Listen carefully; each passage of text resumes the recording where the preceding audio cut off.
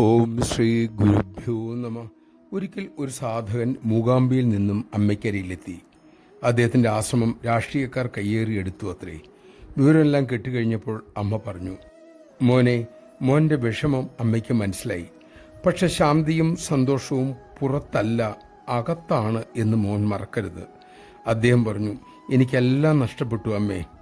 അമ്മ അരുളി, അങ്ങനെ പറയല്ലേ മോനെ, എല്ലാം നഷ്ടപ്പെട്ടിട്ടില്ലല്ലോ.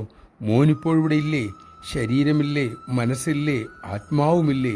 ഏറ്റവും വിലയേറിയത് അതാണ്. മനഃശാന്തിയാണ് ഏറ്റവും വലിയ ധനം.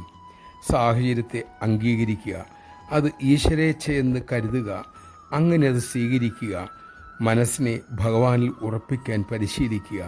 മോൻ ഒരിക്കലും ഒറ്റയ്ക്കല്ല. നയിക്കാനും രക്ഷിക്കാനും സഹായിക്കാനും ഈശ്വരൻ കൂടെയുണ്ട്. അക്കാര്യം മറക്കാതിരിക്കൂ. നമഃശിവായ. അമ്മ കൂടെയുണ്ടെന്ന സത്യം സദാ നാം സ്വയം ഓർമ്മിച്ച് ജീവിതയാത്ര സുഖകരമാക്കാൻ ശ്രമിക്കാം. അതിനായി അമ്മ നമ്മിൽ കൃപ ചൊരിയട്ടെ.